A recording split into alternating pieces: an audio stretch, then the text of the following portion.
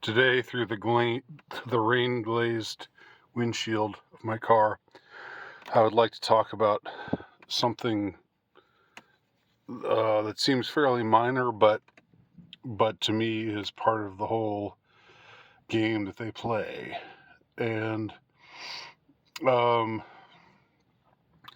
one of those things where I've talked before about, official stories of events and alternative explanations of events, and those who doubt official stories being labeled conspiracy theorists and all that. You know the game. I'm fairly sure if you're watching this, you know the game as far as that goes. And I've also talked about how they could probably make it airtight, but they don't. They leave so many loose ends. There's so many aspects of official stories that are self-contradicting, that they don't even bother to attempt to resolve, like i.e. passports falling out of an exploding plane onto the street and being found by an FBI agent on the sidewalk. That's maybe the most egregious thing. There are other little things that are little. They're little, but they add up, and it's part of the necessary deception. I think this is my theory anyway. And it's speculative, but I've heard others voice similar theories, and that is that in order to get you to, from their point of view, from the point of view of the orchestrators of these events, the would-be world shapers and shakers, who engineer these events for their own ends, they have to, I believe, throw things in that make it clear that it's a lie. Therefore, when you buy into their lies, you are rendered complicit in their minds. And when I say you're rendered complicit, I mean in a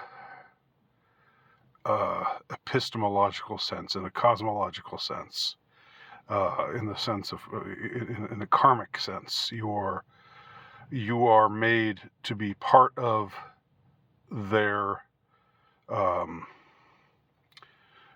You're pulled into their evil, because the reasoning goes, if you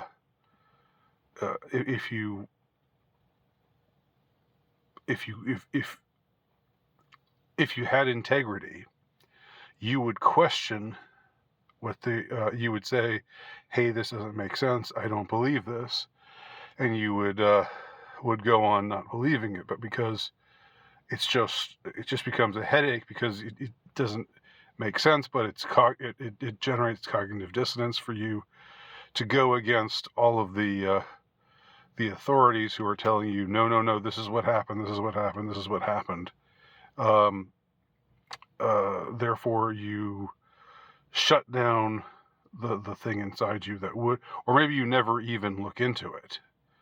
For a lot of people, that's the case. But that's not an excuse in their minds. That's not an excuse, because the point is, it's so obvious that even if you looked into it just a little bit, you could see that it doesn't add up. Now, I want to just mention a couple of things without becoming without putting this video in danger of being removed, because I know what YouTube is like. But things like, and I'm going to title this in some way that doesn't make it, that doesn't get a Wikipedia curator's introduction, while still hopefully cluing everybody in on what's really being discussed here.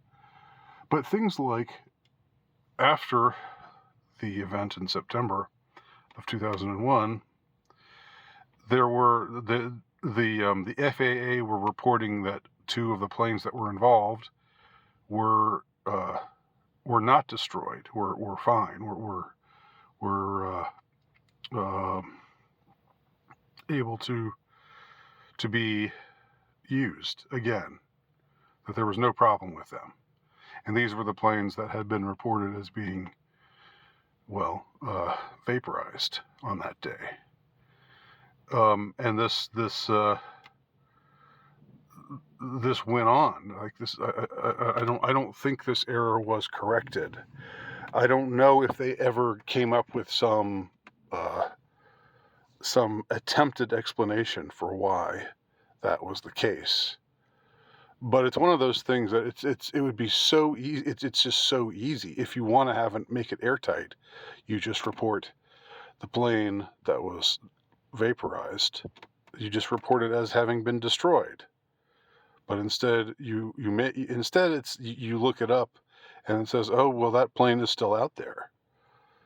I think this applies to two of the planes, and I think that maybe 2 of the other planes. I don't know if the exact facts here, but I know that that 2 of the planes that were reported by the news as having been destroyed were reported as having not been destroyed by the official records of the FAA. And I think that at least one of the other planes was reported not to have been in use at all that day. So that's curious, isn't it? It's another one of those little things. Like, it doesn't make any sense. Why would they do that?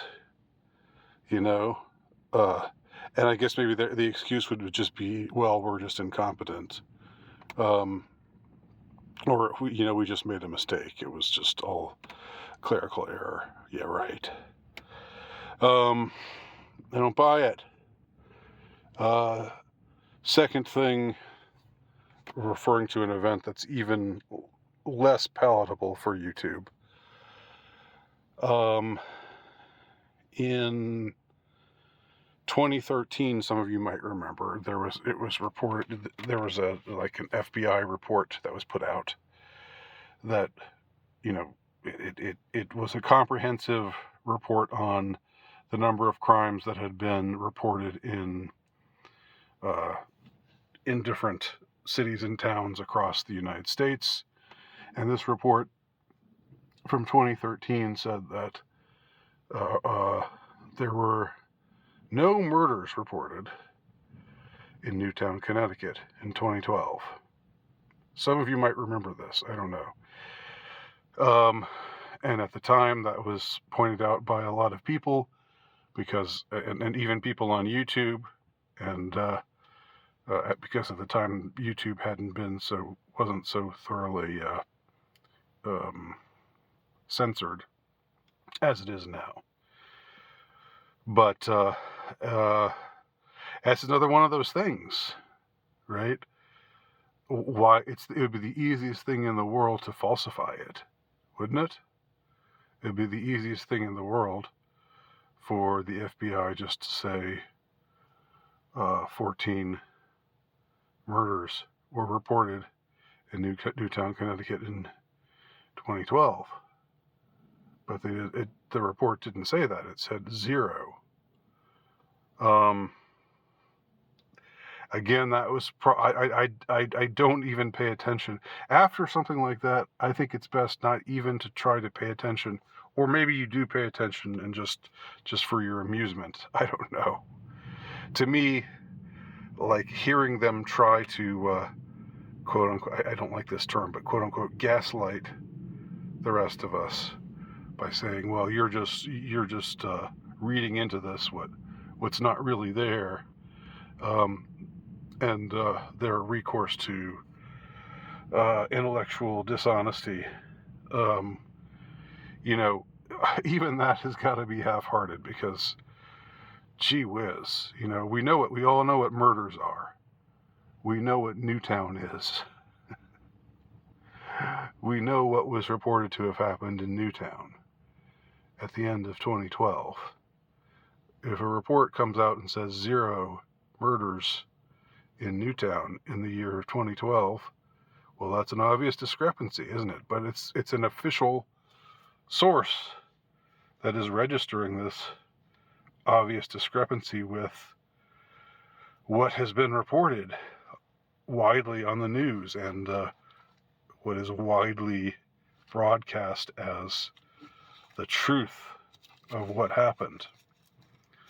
Again, these are little things that they do. Because if you're on the ball, you notice these things, and you say, these people are lying sons of bitches. But most people don't. Either they don't notice those things, or they just accept that there's nothing to these discrepancies, or they just don't. They just tune it out. They block it out entirely. And again, that in the minds of the orchestrators, if you will, renders them complicit. It's their way of getting people complicit, because evil cannot succeed by evil cannot achieve complete deception. To put it in pure theological terms, the devil cannot pretend that compellingly to be God.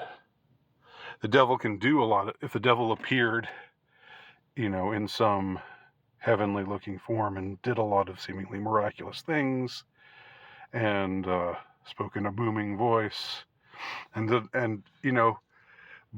that would, there would be a superficial resemblance, but you couldn't get the devil to say, I love Jesus, for example.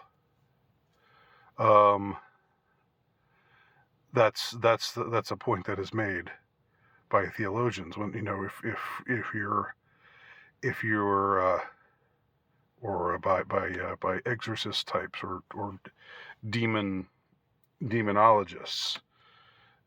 It's a point that I've heard made, that you come up against a preternatural, or you meet up with a preternatural being, and everything looks swell. It looks wonderful.